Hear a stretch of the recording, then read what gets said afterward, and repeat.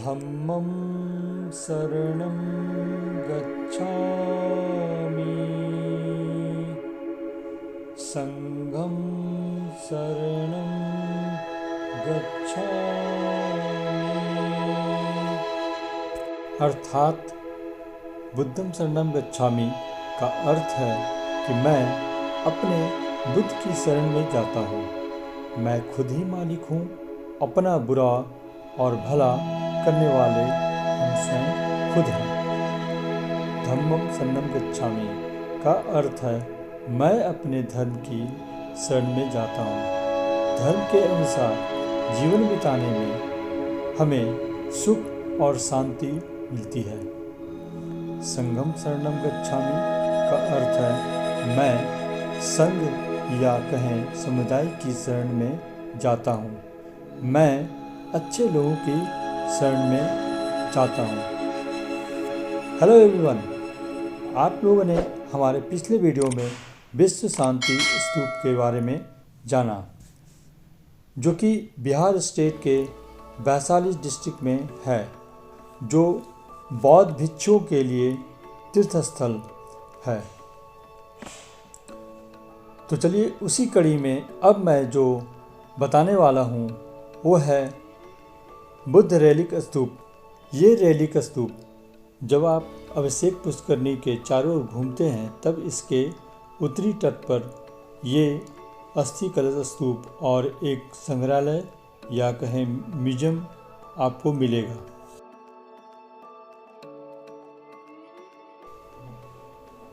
इतना सन्नाटा क्यों पसरा है भाई?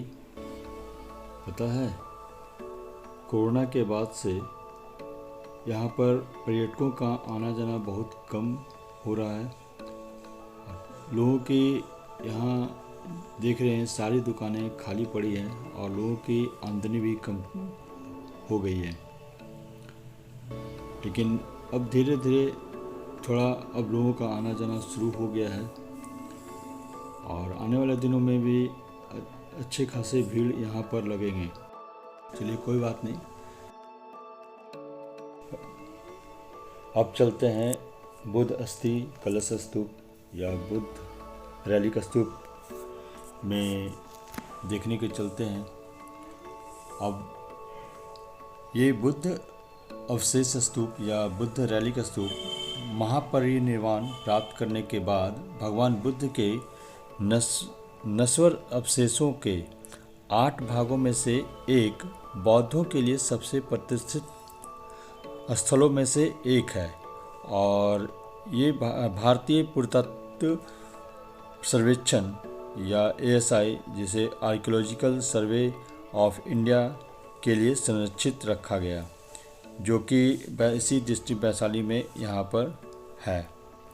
बुद्ध अवशेष स्तूप का निर्माण या बुद्ध रेलिक स्तूप का निर्माण लिच्छवियों ने 5वीं शताब्दी ईसा पूर्व में मिट्टी के स्तूप के रूप में किया गया था और 1958 से 1962 के बीच में स्तूप की खोज के बाद पटना स्थित KP जायसवाल इंस्टीट्यूट के द्वारा कराया गया था। स्तूप के मूल में खोदे गए अवशेष ताबूत में पृथ्वी के साथ इस धरती के साथ मिश्रित भगवान बुद्ध की पवित्र राख, शंख का एक टुकड़ा, मोतियों के टुकड़े और एक पतली सुनहरी पत्ती और एक तांबे का पंच किया हुआ एम्बेडेड चिन्ह वाला सिक्का भी इसी ताबूत में रखा हुआ है, जो कि इस ताबूत को 1972 ईस्वी में पटना संग्रहालय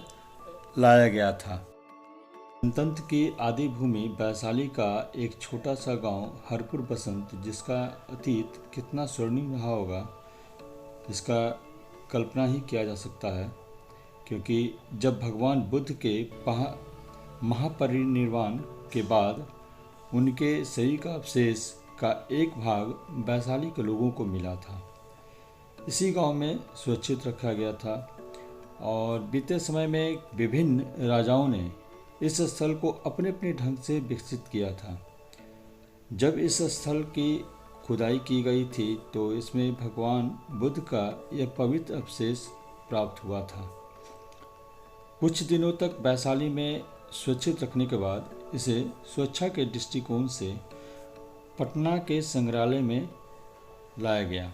इस पवित्र स्थल को नमन के लिए यहाँ आए दिन बौद्ध भिक्षुओं के साथ विदेशी पर्यटकों का भी आना जाना लगा रहता है और भगवान बुद्ध अस्थि अवशेष को पुनः वैशाली वापस लाने के लिए यहाँ के लोगों ने वैशाली के पूर्व सांसद एवं जो केंद्रीय ग्रामीण विकास मंत्री श्री डॉक्टर रघुवंश प्रसाद सिंह के नेतृत्व में बहुत लंबा लड़ाई लड़ा गया।